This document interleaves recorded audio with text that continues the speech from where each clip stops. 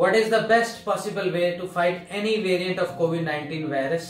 ऐसा कौन सा तरीका है कि कोविड-19 वायरस के किसी भी वेरिएंट से हम लड़ पाएं और रिकवर कर पाएं? नमस्कार, my name is doctor Jayant Sharma, father of a beautiful angel, A fighter pilot aspirant turn homeopathic physician, A Covid warrior with an experience of treating more than 15,000 COVID patients homeopathically, a psychotherapist, a fitness enthusiast and ultra-marathoner, and a lifestyle implementer.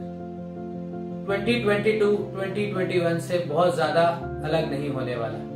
Time and again covid virus के अलग अलग variant सामने आते रहेंगे, कुछ ज़्यादा खतरनाक, कुछ कम खतरनाक। लाइफ इसी तरह कभी कुछ ज्यादा रिस्ट्रिक्शंस, कभी कम रिस्ट्रिक्शंस के साथ चलती रहेगी और वैक्सीन्स का इनकी रोकथाम पर कितना असर होगा ये तो आने वाला समय ही बता पाएगा।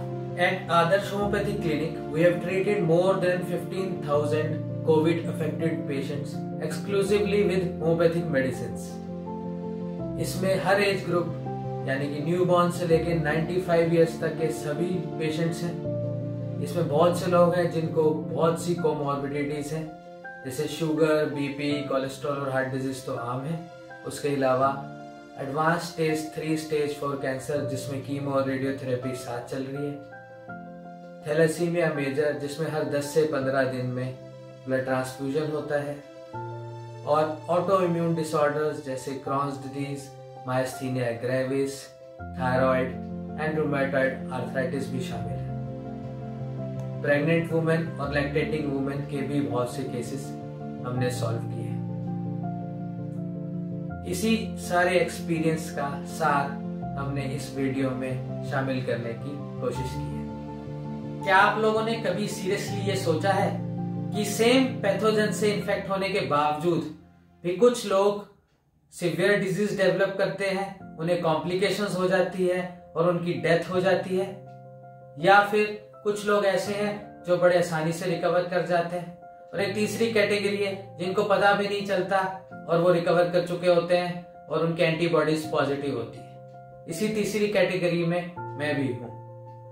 इस सब के पीछे कारण है डिफेंस सिस्टम।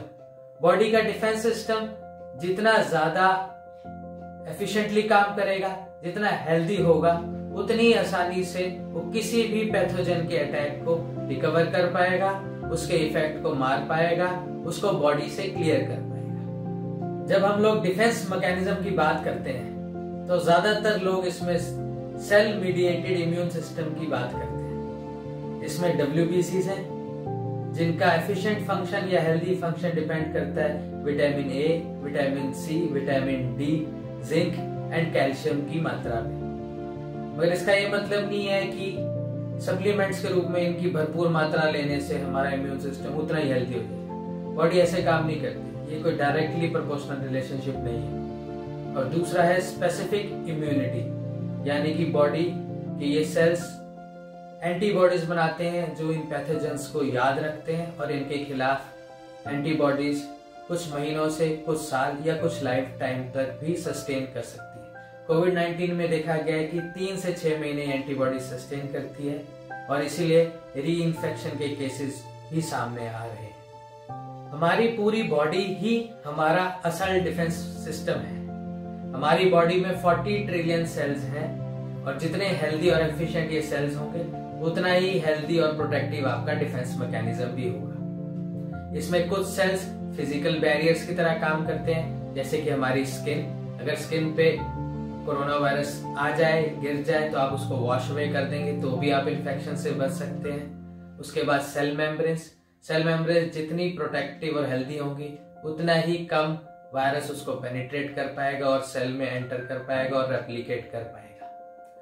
तीसरा है म्यूकस मेम्ब्रेन, जो हमारे नोज, थ्रोट, इंटेस्टिनल ट्रैक्ट और काफी जगह है जो वायरस को ट्रैप कर लेती हैं और म्यूकस मेम्ब्रेन के साथ उसको क्लियर कर देती हैं। इसके बाद केमिकल डिफेंसेस, जिसमें इन वायरसेस के ऊपर हाइड्रोजन पेरोक्साइड, साइटोटॉक्सिन्स या कुछ टॉक्सिक फ्री रेडिकल्स का छिड़काव होता है जिससे इनकी डेथ हो जाती है। और उसके बाद है WBCs, जो ऑफ कोर्स सबसे इम्पोर्टेंट पार्ट है हमारी डिफेंस मैकेनिज्म का। और डिटॉक्सिफिकेशन, ये वायरस कुछ टॉक्सिन्स बॉडी में प्रोड्यूस करते हैं, जिनको हमारी लिवर, किडनी और स्प्लीन क्लियर कर देते हैं। तो जितने ये ऑर्गन्स हेल्दी होंगे उतनी ही जल्दी ये टॉक्सिन्स को क्लियर कर पाएंगे और हमें इस बीमारी से रिकवर कर पाएंगे। हर मुश्किल स्थिति हमें कुछ सिखा के जाती है और इस पैंडेमिक से भी हम सबको बहुत कुछ सीखना चाहिए। इसने हेल्थ ऑफिशियल्स, रिसर्चर्स और हमारे लिए बहुत सी सीखें छोड़ी है। हेल्थ ऑफिशियल्स को इससे सीखना चाहिए एफिशिएंटली कॉन्टैक्ट ट्रेसिंग करना, सोशल डिस्टेंसिंग और हाइजीन की अच्छी प्रैक्टिसेस हमें सिखाना और क्राइसिस को अच्छी तरीके से मैनेज करने की फैसिलिटीज को तैयार करना। रिसर्चर्स का काम है वायरस की नई स्ट्रेन्स का, उसकी पैथोजेनिसिटी का, उसके रिसेप्टर्स का पता लगाना ताकि अच्छी वैक्सीन्स डेवलप हो सके। और हमारा काम सिर्फ ये नहीं है कि हम गवर्नमेंट और हेल्थ ऑफिशियल्स की शिकायत करते रहें और उनको बुरा भला कहें। हमारा काम है अपने आप को अपने बेहतर और बेस्ट हेल्थ स्टेटस तक ले जाना, अपने को इतना हेल्दी करना कि अगर हम इस वायरस से इन्फेक्ट भी हो जाएं तो भी हमारी बॉडी अच्छे से इसको फाइट कर पाए और रिकवर कर जाए। ये बात मुझे अचंभित करती है कि लाखों करोड़ों घंटे की मीडिया कवरेज के बाद भी कोई हेल्थ के बारे में बात नहीं करता। शायद ये इसलिए है कि हमारा पैसिव मेडिकल सिस्टम है कि जहां पे बीमारी या सिम्टम आने के बाद ही इलाज शुरू होता है। हम वही डेफिशिएंट डाइट खाते रहते हैं, कोई ये नहीं बताता कि हमें शुगर कम खानी चाहिए, हमें फ्रूट्स ज्यादा खाने चाहिए, ग्रीन लीफी वेजिटेबल्स ज्यादा खाने चाहिए। हम लाइफस्टाइल डिजीज की पिल्स को प्रमोट करते हैं, शुगर, बीपी, कोलेस्ट्रॉल एक्सेट्रा की गोली खाते रहो सारी जिंदगी और इनको मैनेज करते रहो। इवन की 30 to 40% डॉक्टर्स भी लाइफस्टाइल डिजीज की दवाइयां खुद सारी जिंदगी खाते हैं। उसके बाद आप फ्लू शॉट्स ले लो ताकि आप अपने आप को प्रोटेक्ट कर लो और फिर वैक्सीन का वेट करो। हम शायद हेल्थ के बारे में इसलिए बात नहीं करते, ये मेरा पर्सनल एनालिसिस है कि हेल्थ की परिभाषा ही हम लोगों ने गलत कर दी है। We define health by absence of symptoms or absence of disease. So we do not have a healthcare system. We have a sick care system. जहाँ हमें सिम्टम आते हैं, बीमारी आती है तो उसका इलाज तो हो जाता है, बट कोई हेल्दी आदमी को और हेल्दी कैसे होना है ये नहीं बताता। दूसरा कारण इसके पीछे है हमारे मेडिकल कॉलेजेस की एक्सपीरियंस बेस्ड टीचिंग से अब चेंज होके हम लोग pharma based, diagnostic test based teaching होती है, तो हम डॉक्टर्स को भी नॉलेज इसी हिसाब से मिलती है। और तीसरा है पेशेंट्स का एटीट्यूड। हमारा एटीट्यूड ही नहीं है कि हम इन बातों को सुने, इन पे अमल करें। हमारा एटीट्यूड है कि एक तरफ से हम शुगर की गोली खाएं और दूसरी तरफ से गुलाब जामुन और रसमलाई भी साथ साथ खाते हैं। तो कोई डॉक्टर हमें ये बातें क्यों पेन लेके ही बताएगा। 15,000 कोविड-19 पेशेंट्स को ट्रीट करने के बाद मेरा ये आकलन है और मेडिकल फ्रेटर्निटी भी ये मानती है कि कोविड-19 के कुछ रिस्क फैक्टर्स हैं। इसमें नंबर 1 है ओबेसिटी।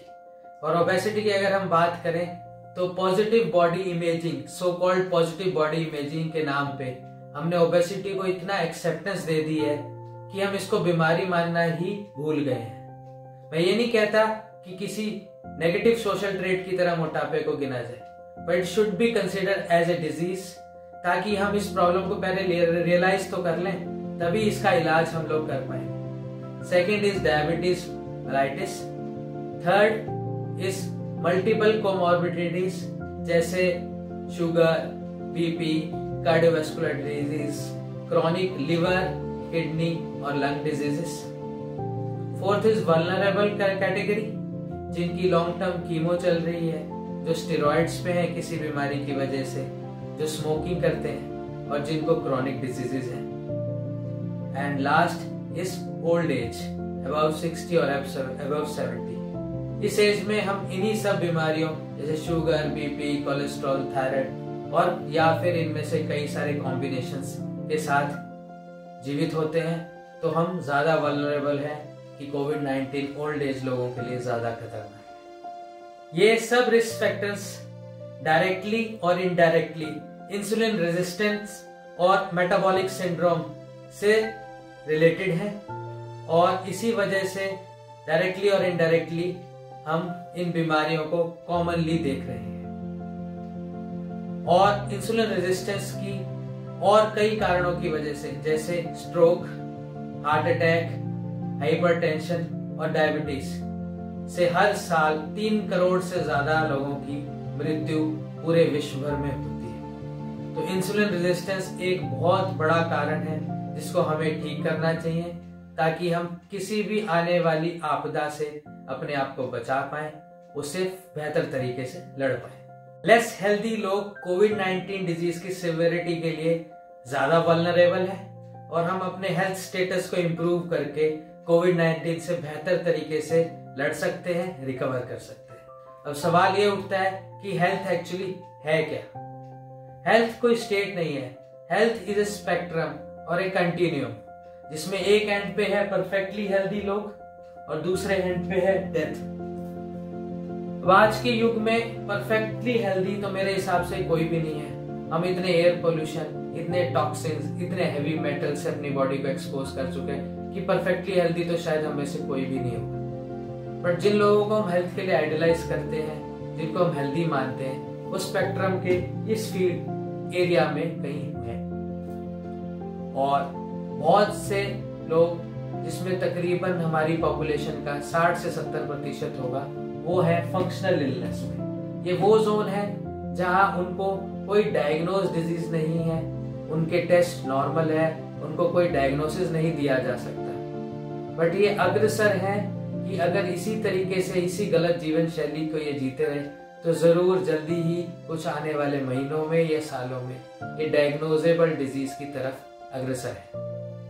और थर्ड कैटेगरी है जिसमें उनको फ्रैंक डिजीज है, cancer patient, diabetes, hypertension, cholesterol, obesity, ये इस फैक्टर में है। ये जोन सबसे ज्यादा प्रोन है सिवियर कोविड-19 डिजीज के लिए।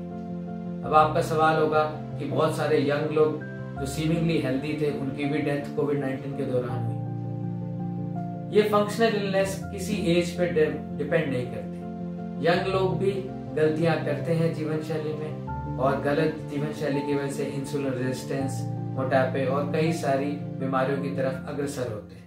और वो तकरीबन इस जोन में होते हैं जिनकी यंग एज में भी या सीमिंगली हेल्दी स्टेटस में भी कोविड-19 के दौरान या उसकी सीवियर डिजीज से डेथ हुई या कॉम्प्लिकेशंस हुई। तो जितना हम अपने आप को इस जोन से इस जोन की तरफ अग्रसर करेंगे, प्रमोट करेंगे अपनी हेल्थ को, अपनी आदतों को सुधारेंगे, अपने लाइफस्टाइल को सुधारेंगे, उतना ही हम कोविड-19 डिजीज से बेहतर लड़ पाएंगे, चाहे कोई भी वेरिएंट हो, और उसी से रिकवर बहुत अच्छे से कर पाएंगे। इस हेल्थ स्पेक्ट्रम में परफेक्ट हेल्थ स्टेटस की तरफ बढ़ने के लिए कुछ बेसिक रिक्वायरमेंट्स हैं। जिस तरह से एक प्लांट को वाटर, सॉइल और सनलाइट की रिक्वायरमेंट होती है हेल्थी ग्रोथ के लिए, और अगर इन तीनों में से एक भी उससे निकाल दी जाए तो प्लांट डाई कर जाएगा, सरवाइव नहीं कर पाएगा। इसी तरह से हेल्दी ह्यूमन लाइफ की